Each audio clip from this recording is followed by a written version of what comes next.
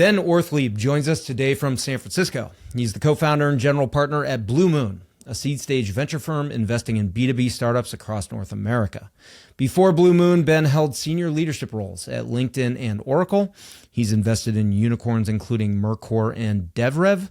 And Blue Moon is outperforming the rest of the market by a significant margin in terms of graduation rates. I think it's on the order of 2 or 3x the industry average. So he's here today to explain how he's doing it with his AI native approach to firm building. They've really been smart at seeing everything and investing in the best ones. So Ben, welcome to the show. And Ben, what is the thesis at Blue Moon? Blue Moon is what we call an AI native fund. At Seed, we effectively back exceptional founders with smaller checks. And the way we're different is through our operations. We effectively see everything, know everything, win everything. And obviously, we have confidence in seeing that from the results from Fund 1. But that means for us that we've built effectively an intelligence platform that helps us take the best decision. So it's not AI replacing humans, but it is a fund operating with a lot of products that we've developed in-house. I see. The core of the thesis is all of this is to help us find the best founders, and that's what we look for. That's what we invest in. We don't have a space thesis. Our thesis is if you back a lot of exceptional founders, the power load works very well for you. Love it. And Ben, I know you've said the traditional venture model is hitting a wall. Why? There's 3 components, I think, of traditional venture, maybe 4. One is, if you back up 10 years ago, the traditional story pitch from a VC, both to their LPs and to founders, is I have highly differentiated networks. I have a brand. Then operationally, it meant people were still able to manage their time properly and win deals when they wanted to.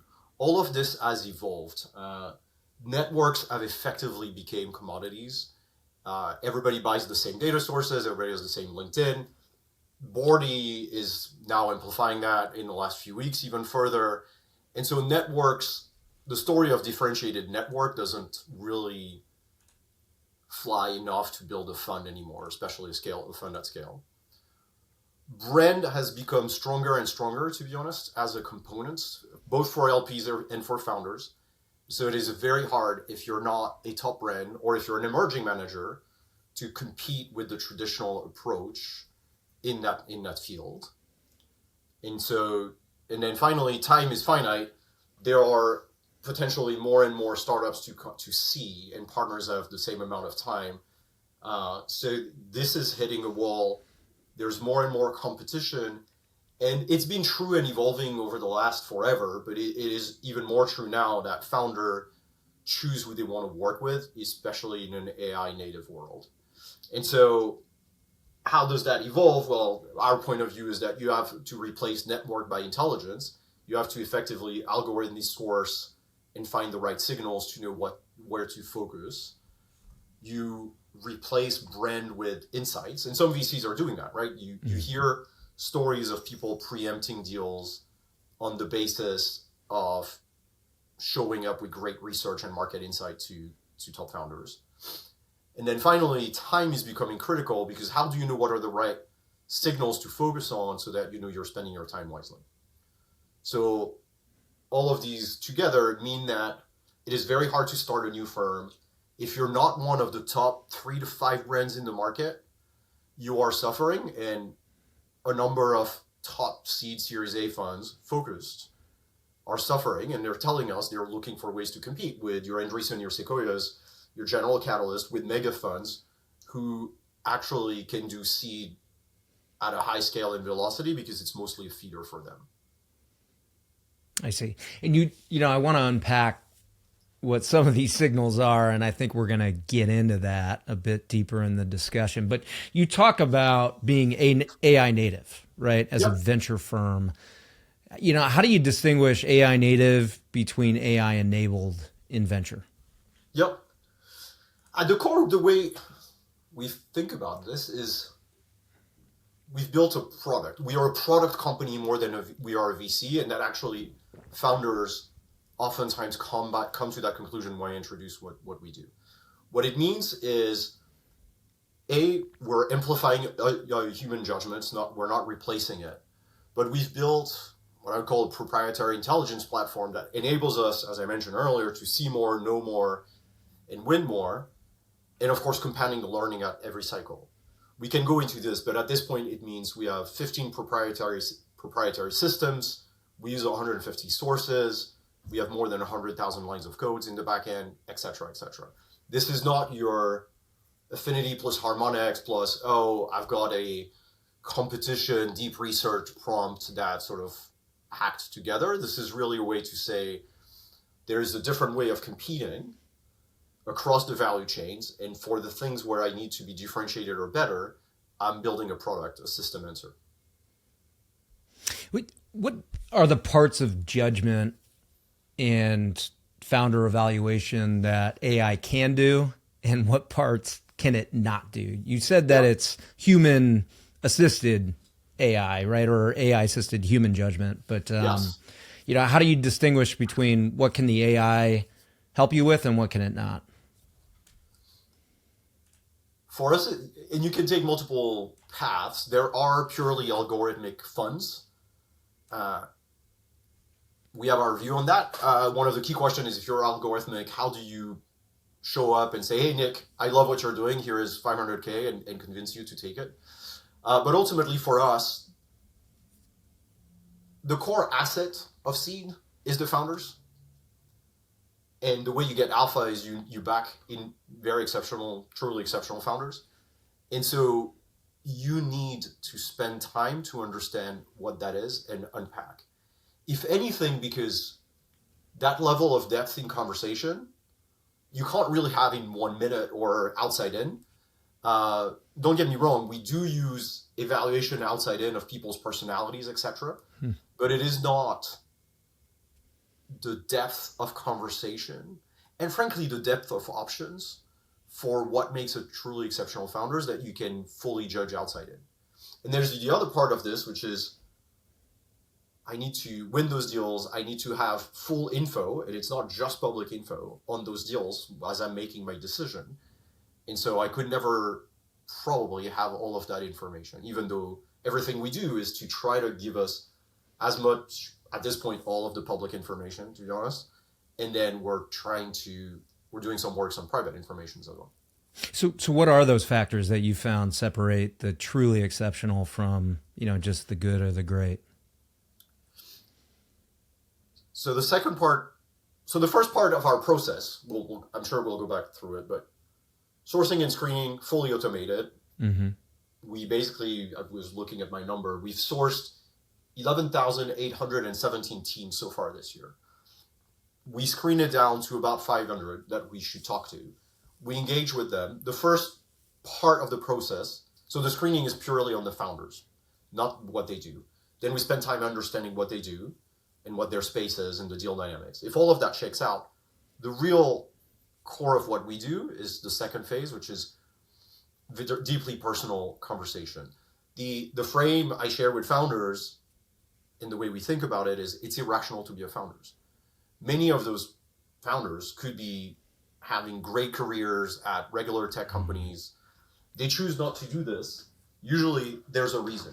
And that's what we go deep into. And that conversation with all the co-founders effectively helps us figure out the conviction for, is this team truly exceptional and why? Because it can be very different flavors, right? You've got people that have been obsessed about one thing forever, right? Data Bento, the founder Christina, she started Data Bento, think about it as a Bloomberg competitor, PLG, modern era. Christina started a hedge fund when she was 19 in her MIT dorm. She's been obsessed about this problem of financial data since forever. You've got other versions, which is the disruptors. An example of that is the team at Archie. They've been in some of the sort of exciting years leading payments at Uber. They have an eye for figuring out how do I build a disruption playbook, and then they ended up applying it to something that had nothing to do with Uber, which is effectively how do I completely change how dental offices run themselves because of a personal story. And then you've got then you peel that one layer further. So you try to figure out, are people experts, are people in it for the disruption? But then you peel that further for what's the true motivation. And this takes any flavor. Some people, they came out of poverty, raised their siblings or helped fund their siblings, and they have this complete ability to go through walls, which is effectively a version of what we're looking for. You've got people that quit, it's a true story in our portfolio, quit my PhD before the end because I wanted to become an entrepreneur, even though PhD was what my dad wanted me to do since I was raised. This person has 3 exits, including 2 unicorns. Why are you doing it again? I'm still proving that I made the right choice. That's the kind of depth of story that we need to access to figure out what drives people. So you talk about access, there's this age-old debate in VC, whether it's an access game or a picking game. Many of the folks on this show that are sort of entrenched, established VCs and LPs argue that it's an access game. Well, there's a lot of up-and-comers that attend that it's all about picking. Where do you land on this? Because clearly you do have a picking lens, you do have a filter, but you also have kind of this differentiated way of seeing and observing all the opportunities. It's all about access, in our view. And by access, I mean 2 things in particular. I mean coverage, the ability to, or 3 things, but coverage and the ability to actually meet people as one, and 2, win rate. Meaning you need to see as many of the potentially exceptional founders and then be able to get into those deals. The picking, with our lens, when the picking is first and foremost about the people, it's not hard. Once you have that second phase with deeply personal conversations, and we share our answers, by the way, but you establish that deep connection and understanding, we know. We do get all the summaries. We have an agent called Sigmund that gives us a card to make sure we haven't missed something in the meetings, because there are hard meetings to sort of track. But at the end of the day, it's not a hard decision at that point. And so for us, the question is, how do you get more and more into those conversations? And do you win? In our case, 97% of the deals, once you want to win, that's the real trick. The picking, once you see very good founders all day long, is not hard. So, there's like 3,400 seed deals a year. There's 9,000 pre-seed. You mentioned, you're looking at, I think you mentioned 5,000 earlier, right? And then you filter that down to maybe 500 to 800, candidate companies. Are you meeting with each of those? Do you take meetings with that many companies every year? So yes, we roughly will be at 12,000 this year. We keep adding new ideas for how we source. So 12,000 this year, bringing down to 500 completely 500 based on unsupervised machine learning algo. And then from there, engage with them. The vast majority is outbound. And we get to convert about 75% of that into a meeting. Is that automated as well, Ben, the outbound? Partially. So when I see your company, my system will generate a number of questions about your company, so that I will send you a highly custom email, not only based on who you are, but also actually a few very punchy questions about your business, not generic questions, but like what kind of regulation, if you're in a regulated environment, etc. That is about half of our conversion, and the other half comes through where the network is helpful, is actually introductions. And you've been kind enough to make a few introductions this year for me as well. But that's as automated as possible, meaning I get a very personalized email with notes. I figure out very quickly who I know in common, so I can go through that waterfall of outreach. And if you had to describe the agent that does the filtering process, right? From the many thousands down to the 500. What are those signals that it's looking for? Think about it as, so it's unsupervised machine learning, but the way it's working is it's looking at the profiles of founders, education, professional experiences with a whole bunch of classifiers, personality outside in, as much as we can find it based on what people say on LinkedIn, on Twitter, on wherever.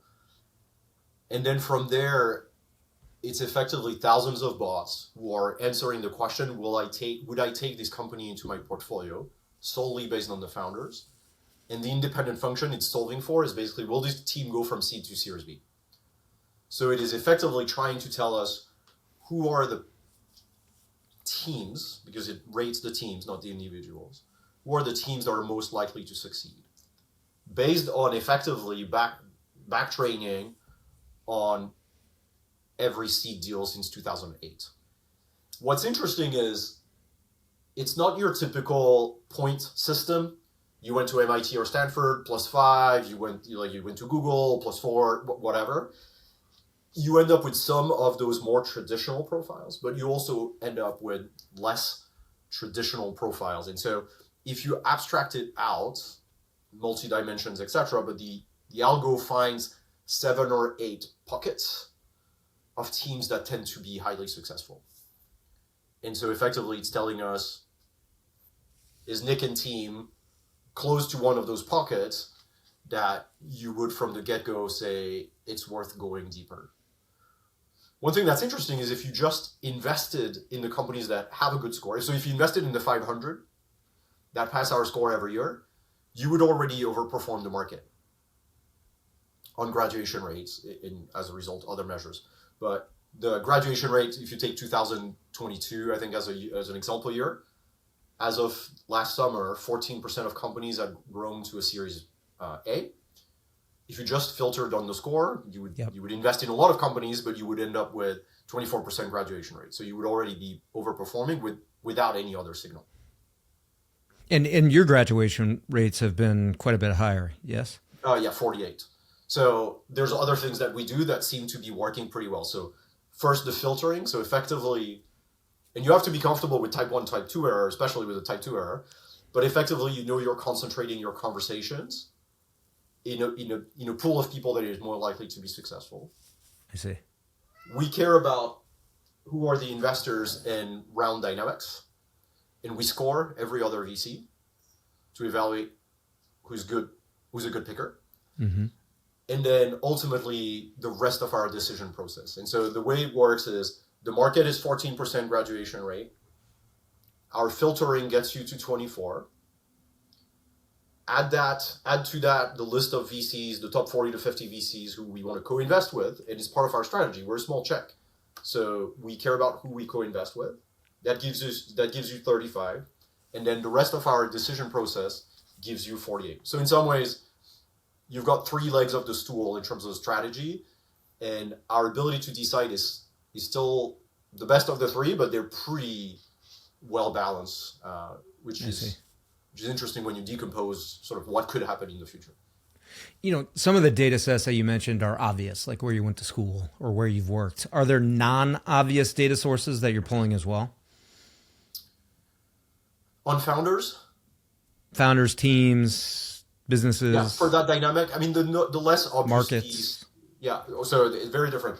So for the founders, the less obvious piece is sort of elements of psychology that you can glean outside in, and we use that both for evaluating them, and we use that also for engaging with them if they have strong sort of personal preferences. But overall, the algo is not straightforward. The data sets are pretty straightforward. For our engine that helps us know everything, know more, is basically be able to fine-tune RAG that is proprietary, that's been running for 2 years, and that basically takes close to 120 sources across the web, including podcasts, including Substacks, which are hard and are not in ChatGPT, to help us, before we meet a company, have a full-on description of what they're doing, description of their market, description of their segment, who are the VCs that have invested in this space, who are the list of competitors. And all of these things are proprietary engines. Like competitors is not your taxonomy from Crunchbase or PitchBook. It's a dynamic taxonomy that is refreshed every week based on what we glean from 30,000 companies. So pretty comprehensive, and in this one, pretty complex. We share that output with founders to the point I made earlier with sort of insights to win against brand. Before I meet you, but if we have a meeting in 2 days, I will send you a link to effectively our card about your company description, which people find cool, but obviously they shouldn't learn something new. Usually they say it's the best analysis you could do outside in. Maybe something has evolved in the last month. Let me tell you what's going on. There's an analysis of the structure of their website, which helps us effectively figure out signals about maturity. They tend to like that. And then finally, the analysis about their space, in depth, and their competition is very helpful because they can use some of that for their own storytelling. They can use sources that they may have not sort of seen before. And all of this creates, with the founders, which is true, this idea that we're a product company. Does the application of AI to the messaging, the website, the structure of some of these businesses as they exist online, does that distort your analysis in any way? Because, they may look a little more polished than they otherwise would be? It's interesting because I think the outcome is actually the opposite. We've seen non-obvious founders more than legacy VCs. In fact, we feed a lot of deal flow to legacy VCs. We've made 278 intros. Last year, I think in the last 12 months, 4 top funds have led deals that we've made intros to. And so it's either we meet different profiles and or we meet them earlier. But we do find through the application of AI at the sourcing and screening, non-traditional profiles. In some ways, the biggest company in the portfolio we've mentioned it at the beginning is Mercor. Mercor was not necessarily obvious until you met them. Once you meet them, my opinion, obvious. But they're dropouts from Georgetown. They're 20-year-old, at the time building a Turing-like competitor. And a lot of VCs passed on this. Dropouts is cool in B2C. They're not really cool in B2B. 20-year-old in B2B, okay. Do you have the experience in selling to enterprise, etc.? So a lot of people passed. And it's the biggest success, I think, of the vintage, or close to it. I guess that disputes the access point a little bit, right? Like you can have access, but you still have to select the winners, yes?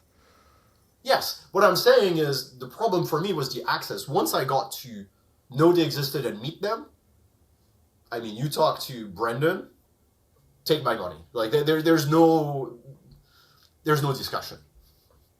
That good. Awesome. What do you say to those, like the pundits out there that say that AI, because it's based on historical data, is really good at analyzing past trends, but it's really not designed to forecast for the future? Venture is very much a future game. So how do you respond to those folks? It's a very good point.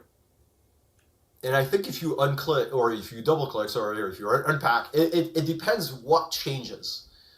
In our view, the profile of founders doesn't particularly change. And in fact, we've been running, like the algo runs on data since 2008.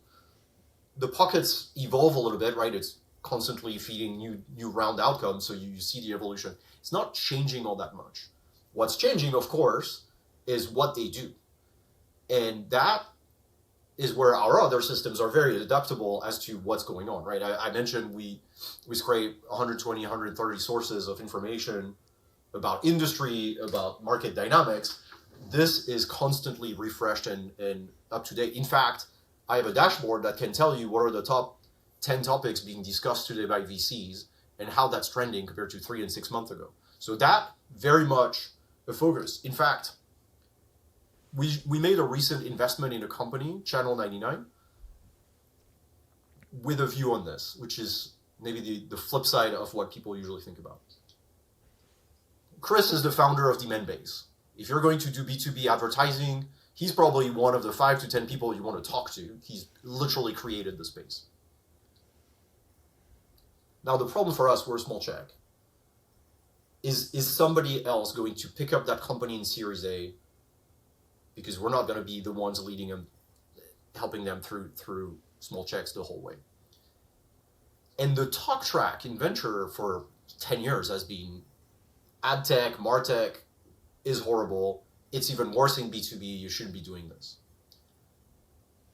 But that's where what we call Blue, our analysts, effectively showed us what's going on in the market. Market dynamics were positive, but the key here was investments in competitors by other VCs.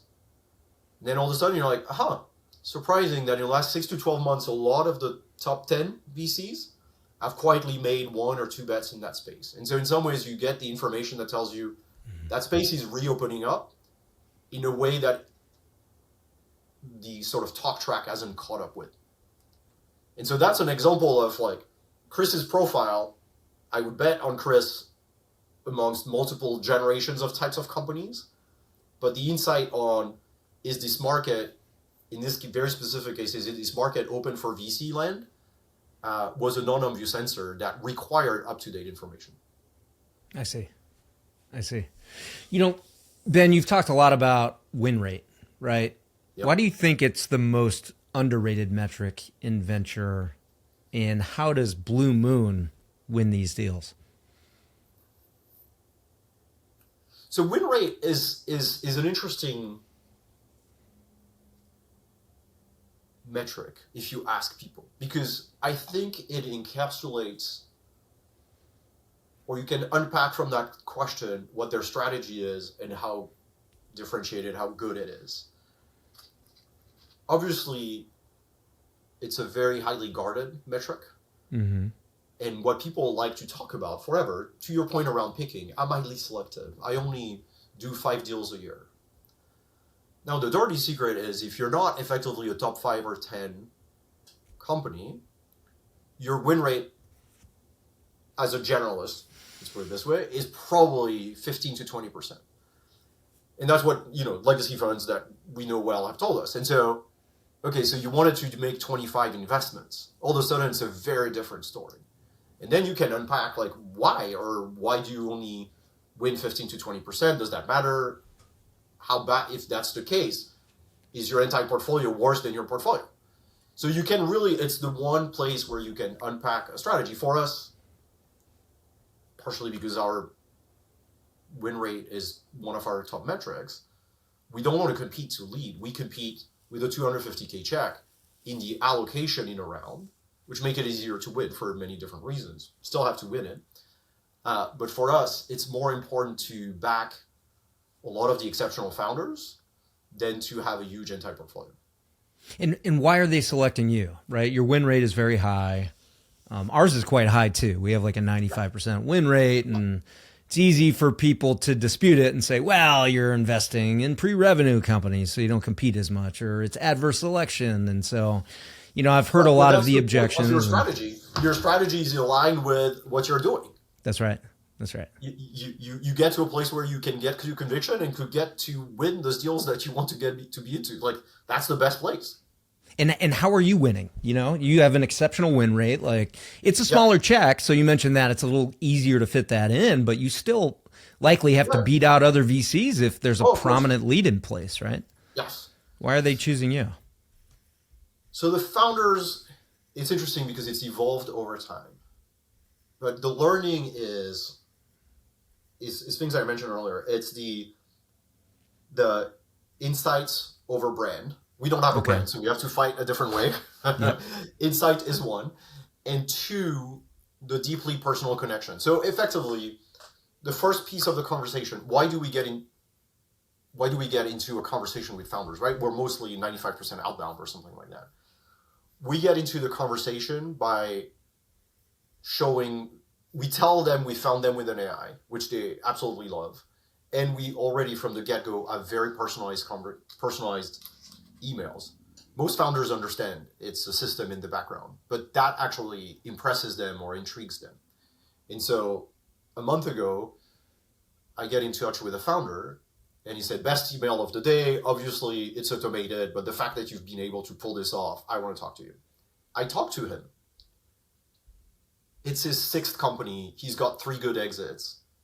And he starts the meeting by saying, look, I already have enough VC conversations on my calendar because people have been backing me for years, so I want to talk to them. You're the only one I took inbound because I'm building an AI native company. Clearly, you're also, I want more people like you to talk to. Mm. So that's how we get through the door almost. How we win, we've done, and we still do, the traditional, well, in fact, more than we will help you. We pay for services to help your team. So you know you're getting some data, so some value beyond the check, because actually we pay providers, so if they don't deliver, we're going to have a chat with them. Exec coach was 3 exit, engineering mentorship program, sales coaching. People get that, and that used to be what we lead with. My expertise is M&A. It's not a traditional expertise in venture, and at the same time, it turns out 92% of exits are M&A. It's pretty important. Yeah, it turns out. But it's the second phase where you talk to them about them as people. And that was a bit of a shock. That's not why we were doing it, and it was a bit of a learning. People absolutely love this conversation. Because intuitively, most founders, I mean, you do pre-revenue. Like most founders know that at those stages, it's about them. Mm-hmm. They're going to pivot. Maybe like the space matters, but to a degree, but it's about them. Very few people ask them about them. And if you dive deep enough, and we share our answers, you create that degree of not friendship, but relationship within a very short cycle, that when a couple days later we say, hey, we'd love to be in at 250 and remember all those things that we're going to do for you, it's a no-brainer. In fact, founders usually tell us at the end of the meeting or in an email shortly thereafter, like, let us know, we'd love to have you in. To this point, right, for example, we're investors in Bordy. Bordy is the ex-Clearco company founders, some of them. They've raised billions with Clearco. At the time, Matt, who was also in charge of investor relationships at Clearco, now in Bordy, after at the end of our call, he says, look, I've literally done thousands of investor conversations. This was by far and away the best. We didn't talk about what they were doing. We talked about what's driving them. Why are they doing this? They've already had successes in their life. What keeps on motivating them? Founders understand that. You know, Ben, I feel like we've talked a lot about the what you invest in, the who, the how you're deploying, your model. What we haven't talked a lot about is the when, right? So like, when is the right time for you to engage with a company? Do they have a lead in place? Is this after a pre-seed? Is it, during the raise itself? Is it somewhere in the middle? Talk to us about when you're engaging with these founders in order to secure that allocation. Anytime, but as early as possible. So one of the things, you won't be surprised by this, we're pretty obsessed with our entire portfolio. So we have an ongoing sort of entire portfolio going on in the background. 2 years in, when we reviewed it, the main source of entire portfolio was not our picking or not our decision. It was actually not seeing people early enough. We built off a whole bunch of new sources, mechanisms. At this point, our sourcing is effectively 20 different strategies coming to the same place. Now, that's not when we invest. We invest, meaning as early as possible. We invest at seed, broad definition, but the rounds we join are usually a $3 to $5 million round at a 20-something valuation. There's, of course, lots of bars around that. But that usually means the company has a product, 5 to 10 customers, POCs, that's going on. To be clear, we've had deals where they already have a lead in place and we join in at the last minute and we're able to, if we need to, make decisions in a couple of days. We made an investment into Evercurrent out of A16 Speedrun. My first meeting with her was on Monday. The second meeting about her life, fascinating, was on the Wednesday, and that was it. So we can move quickly, and sometimes we've had rounds reopened for us. But the real place right now is we go try to find people as early as possible. And if it is too early, we have all the systems to nurture and monitor them so that we know when to re-engage. Interesting. One of our value props is actually, because we're small, but we have a lot of deal flow. We share deal flow with others and make a lot of intros. I think I've mentioned 278 intros last year. And so if you're doing a pre-seed, it's not for me, but I'll still ping a few folks. Or if you're doing a seed and you're just starting, I'll share with you the list of people I know. Tell me who you want an intro. Of course, if I like what you're doing. Is this after you're taking a meeting with somebody? Or Yes. Okay, so you do take meetings very early, even Yes. if they're not ready for capital, Yes. and Yeah. then you nurture from there. Yeah. In fact, one of our latest commitments, the round hasn't closed yet, I've nurtured for over a year. And what goes into the nurturing aside from, making sort of proactive introductions to VCs? So first conversation, get to know you, what you're building, classic. Mm-hmm. There's introductions if and when. I do share the list of people I know to make intros, so it establishes that credibility, so it's not just like, again, if I like what you're up to.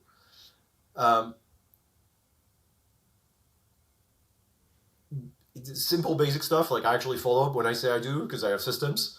And so oftentimes I will sort of have 2 or 3 emails before it's the time to re-engage. So there's a bit of a level of comfort with just showing up that is there. It sounds small, but it actually is important in founders' mind.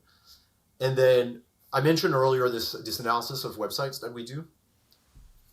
We basically deconstruct. So every week we scrape 30,000 sites, including companies we track for good reasons, others, and it gives me alerts when something is changing, so that if I said, hey, Nick, let's talk in 6 months, or you tell me, Ben, I'm building, let's talk in 6 months, but 3 months in, I see that all of a sudden your website is changing to show that you've really honed your CTA, for example, I will re-engage, because I get those signals that tell me, yes, Nick told you in 6 months, but it seems things are moving fast. I see. Interesting. So, we talked a bit about the model today, what you're doing. Where do you think you go next? What does Blue Moon and your AI native venture firm look like in 3 to 5 years? I think there's 2 dimensions. There is we keep building. Again, we're a product company first. And so keep building. In some ways, we now have enough bricks of systems that combining them is very powerful. I've mentioned Blue RAI Analyst. It's effectively 4 bricks that we've been building over the years that we've rolled up into a product. So we continue building. There's a number of things we have in mind that we need to get to. So it keeps going. We keep iterating. In some ways, others are obviously not stupid and starting to do things. So we keep 1 or 2 generations ahead. As a firm, our model, today we apply it to seed North America, B2B. Seed has to stay. That's where our secret sauce is for me, or seed and Series A with signals, but start at seed is our that's where we win, because that's where our systems are optimized for. But there's nothing in our training set or what we do that limits us to North America or B2B. So as we grow, I think you would have, whether it's all the same fund or separate funds, too early to tell, but could you have a FinTech North America, B2B Europe? Totally. And I think that's how we grow, because we're not going to grow assets by destroying the model, right? It's a very specific choice of where we are and where we compete. If we became a 300 million B2B seed North America fund, it would destroy part of why we have great returns. And so we want to focus on being a great firm and we want to optimize not for assets, even though you can be a small fund with two people and an army of agents and do very well. But we're not optimizing for we're the largest fund around. We want to be the best fund around. Ben, something we didn't hit on earlier in the discussion is the importance of price, right? So we've talked about markets. We've talked about the importance of the founding team. You invest at seed. I can imagine what the guardrails are on valuation, but how much of a role does that play? Does price matter? Price matters to an extent, and that's a learned lesson. We used to effectively have hard caps in place. We still have those caps that require conversation for an exception with my co-founder, but we have learned through anti-portfolio and passing on perplexity that sometimes things that go to zero, you don't care what price you got in, but if they can go to a crazy outcome, then the price matters less. Interesting. So make exceptions, just not too many of them. Not too many of them, right? Our average valuation is still, or median valuation is still 22 or 23. But we've had a couple that were much higher than that. Even Mercor publicly was higher than that at seed. Certainly don't regret that decision. And in some ways, it was a big reason of passing in perplexity at 90 million. And that would have been a different story. And will you pre-commit to a deal before it's priced? If you meet a founder, they're in the seed process, you want an allocation, but maybe a lead hasn't come in yet and priced it? Usually no, because we need a lead. It's one of our gates, if you will. Mm-hmm. We're going to help you find a lead. We have some very defined exceptions as to where we could do that, but that ends up being 1 or 2 investment out of 50. And any situations where you introduce a lead investor and they come in and they take the whole round and they're like, sorry, no room. That has not happened. Okay. All right. In fact, what I see is the opposite, which is not even with leading deals, but once you are an active deal flow sharer, people will always make room for you. Let's hope that's the case. Ben, if we could feature anyone here on the show, who do you think we should interview and what topic would you like to hear them speak about? I think Thomas from Theory Venture. Mm-hmm. He's great about having a point of view about how venture is changing. At a different stage, he does more A's and B's, so a different stage. But I think he's been a, very publicly, since he publishes pretty much every day, deep thinker about the venture space and how it's evolving. And we know him and his tech team, and they're building some very interesting systems in the background worth knowing more about. Interesting. Ben, what book, article, or video would you recommend to listeners? One book that shaped our approach with my co-founder is A Man for All Market, which is the story of Jim Simmons. Mm-hmm. And it's a great example. So Jim Simmons, sort of famous hedge fund investor, but it's not the story about quant. It's actually the story about approaching a system as a problem to be solved or to be understood and solving it. Jim is famous for extremely bright, and he's famous for always wanting to be the least smart person in the room because he could always learn. And that's effectively how Renaissance Technologies operates. They go take the best and brightest in every space they can think of and bring them onto this problem of how does the market as a sort of system work so that we can be better investors. Yes, it's with tech, but for me, the learning was way more how do you approach the problem and try to solve it, productize different strategies. Love it. Great book. Ben, do you have any habits or behaviors that are a secret weapon? I have one that is now generally known. I've been meditating since 2007, and when I don't do it too much, I feel it. The other one that's a little bit more quirky, and is a boost or replacement to my meditation, is listening to reggae, obviously Bob Marley in the background.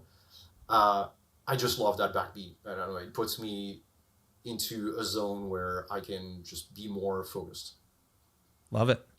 Perfect. And then finally here, Ben, what's the best way for listeners to connect with you and follow along with Blue Moon? Our website, blue-moon.vc. It's easy. LinkedIn, Blue Moon. And my email is ben@blue-moon.vc. Okay, he is Ben Orthlieb, and the firm is Blue Moon. Ben, it's been a pleasure getting to know you, and just very excited for all your success and growth at the firm and everything you're doing to be on the cutting edge of VC. We don't see a ton of that within our category. We see it, within the startups, and so I applaud you, sir, and congrats on the success. Thanks, Nick.